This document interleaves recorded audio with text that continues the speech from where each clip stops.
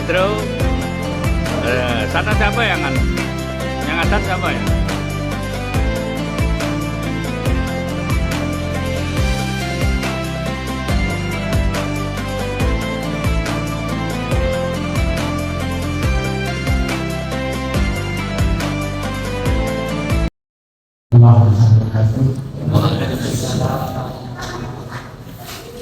Bismillahirrahmanirrahim. Wassalatu wassalamu ala Rasulillah wa ala alihi wa sahbihi wa man wala. La haula wa la quwwata illa billah. Bapak Ibu, sampai saya yang dimuliakan Allah.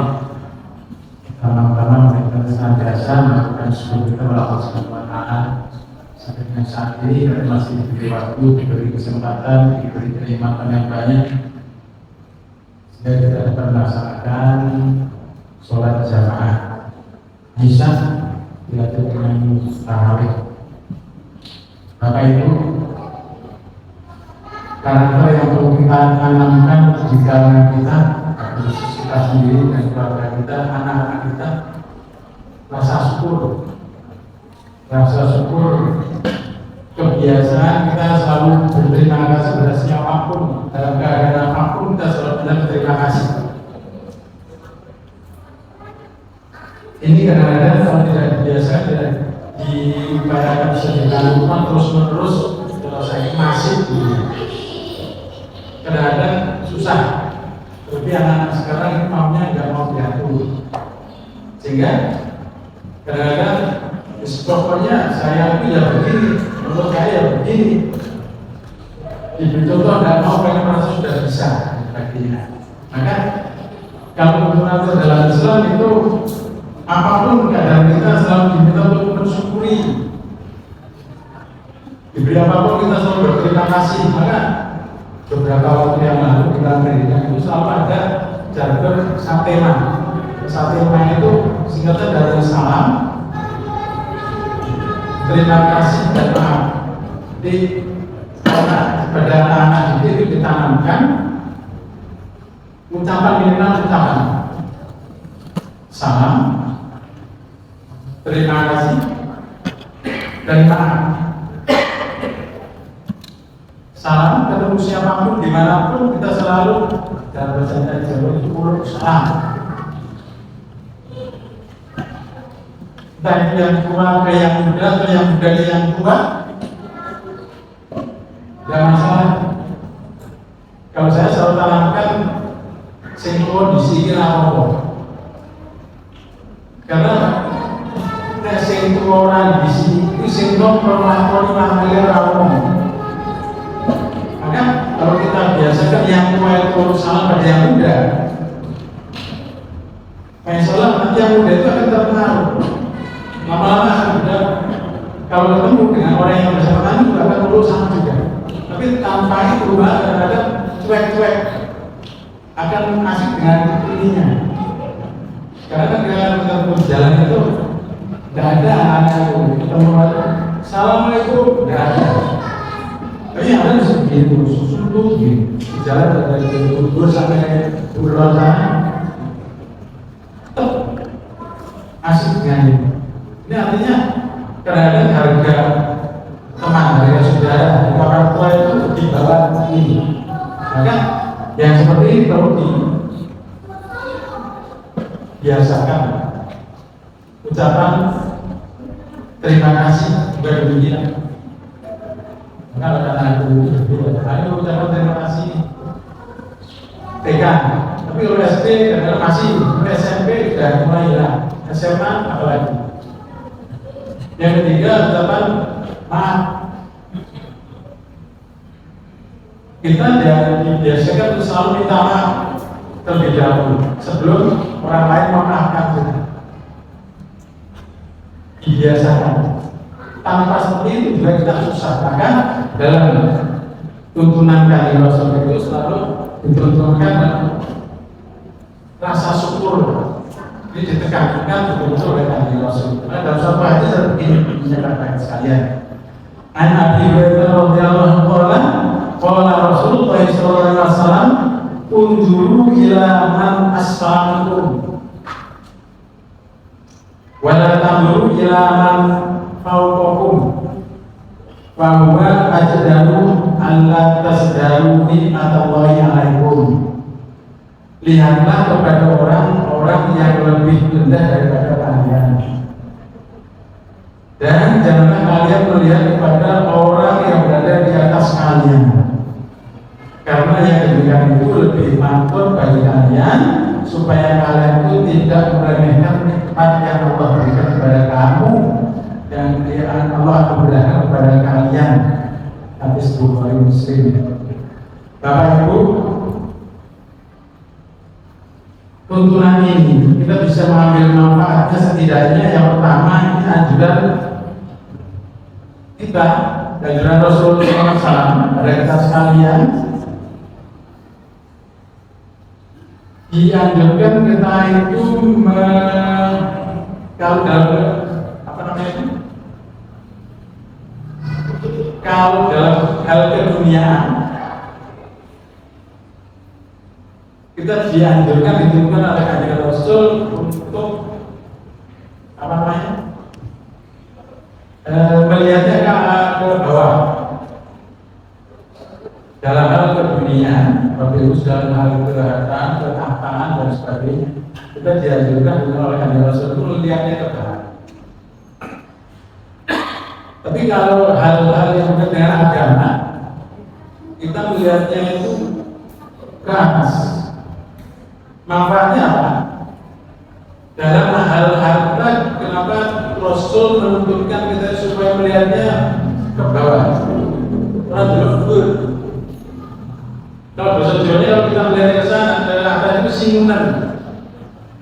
Singunan itu kalau bahasa Jawa datang begitu, umumnya naik berkelompok, naik kemudian pohon kelapa itu sampai atas kemudian bawah itu sikilnya ngewer, langsung dulu ketakutan juga.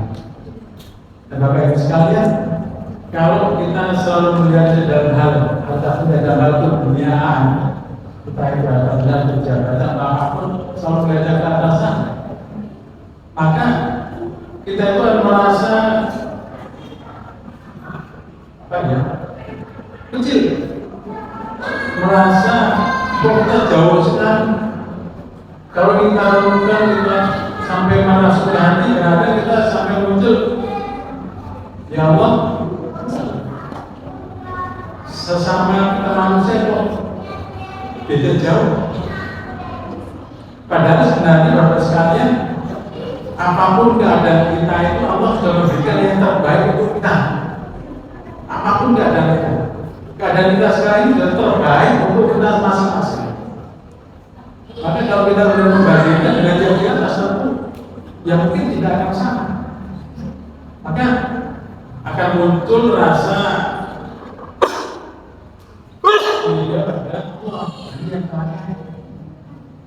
kalau begitu lama tidak bisa.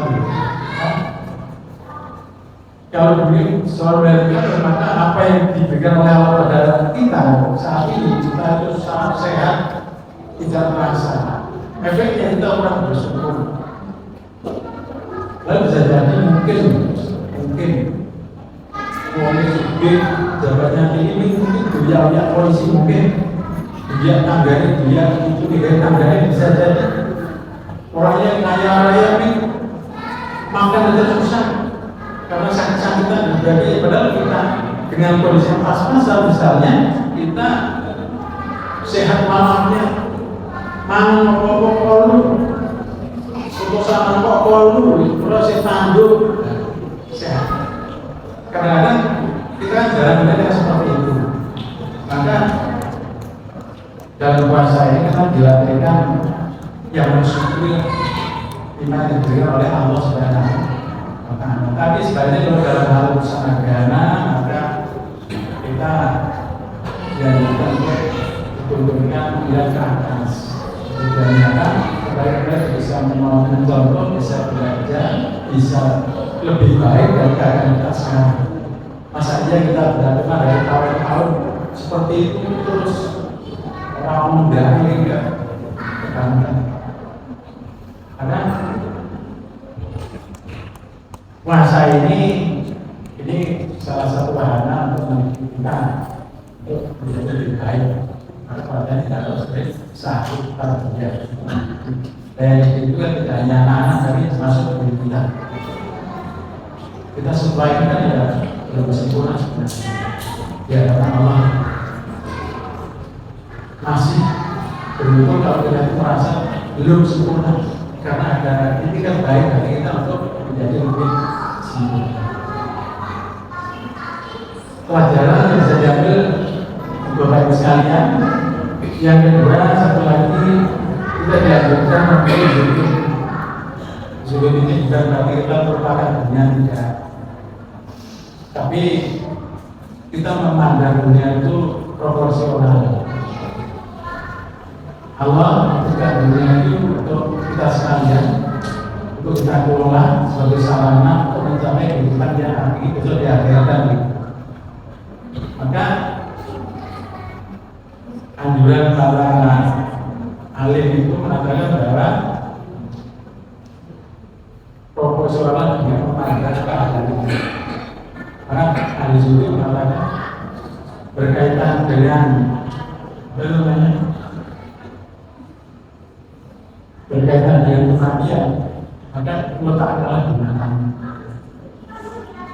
kematian letakkan di mana. Berkaitan kenapa demikian? Karena kematian kan yang paling dekat dengan kita. Entah nanti siang, nanti malam, atau besok pagi, atau kapan kita tidak tahu datang, tapi itu suatu kepastian, pasti datang kematian itu. Maka lihatlah itu. Tapi bukan berarti kita harus putus asa, besok yang mati, lagi. Tapi kita harus sadar bahwa setiap saat mungkin kita akan dipanggil Allah, entah kapanpun kita tidak tahu. Ada kata ahli zuhud itu adalah letakkan kematian itu di tanganmu. Dan yang kedua itu letakkan dunia itu proporsional di tanganmu. Karena dunia itu yang kita kerjakan saat ini. Sadarilah bahwa dunia ini, aktivitas kita sehari-hari ini adalah yang bisa kita kerjakan saat ini, dan ini sarana untuk mencapai kehidupan yang sebenarnya besok. Maka jangan dunia ini jadikan tujuan. Kemudian yang ketiga, letakkanlah itu akhirat di hatimu. Akhirat di hati. Jadi proporsional. Kematian jelas pada kita. Maka seorang kita itu selalu melihat kematian akan datang, dan memang akan datang tak cepat atau cepat atau lambat. Tidak saja tidak bertunjukkan itu tergantung pada kehendak Allah. Letakkanlah dunia ini di tangan kita sebagai sarana untuk mencapai kehidupan yang hakiki. Saudara sekalian, dimuliakan Allah, kita masih bersama dengan Allah untuk mengkonversi semua kegiatan yang di dunia ini yang bisa kita lakukan, apapun yang diridhoi Allah Subhanahu wa Ta'ala, kita konversi kalau kita menjadi bernilai akhirat. Tidak hanya selesai di sini. Kita punya mobil bisa bernilai akhirat. Kalau memang kita fungsikan mobil itu untuk kegiatan yang menunjang kegiatan yang diridhoi Allah dan mempunyai pahala. Misalnya bagaimana yang mudah buat silaturahmi punya mobil, silaturahmi. Karena sekarang ini sudah mulai berbicara, orang yang punya mobil bagus banyak yang bundel. Beliau setengah dulu saya nggak tahu. Karena apa? Dianjurkan di garasi pun itu akan tetap membiayai reparasinya, pajaknya, dan itu tidak pernah digunakan. Maka banyak sekali mobil-mobil yang bagus, betul untuk ojek dan sebagainya, barangkali mengurangi yang seperti itu. Mudah-mudahan Bapak Ibu sekalian dengan memperbanyak bersyukur, maka kita akan berusaha menghadapi dunia ini sehingga apa yang dituntutkan oleh Rasul bisa kita jalani endingnya kita akan jadi orang-orang yang sakit ditandai dengan banyak bersyukur pada pemberian Allah apapun bentuknya, entah itu menyenangkan atau tidak, itu pada hakikatnya adalah nikmat yang diberikan oleh Allah. Kalau ini diberi yang tidak senang sekarang, inna ma'al usri yusra, besok akan berubah menjadi yang mudah-mudahan kalau kita sekarang yang sakit, yakinlah bahwa kita akan sembuh karena Allah, dan pada saat sembuh kita akan jauh lebih nyaman daripada kita sakit. Assalamualaikum warahmatullahi wabarakatuh. الله ربي والإسلام ديني ومحمدا رسول الله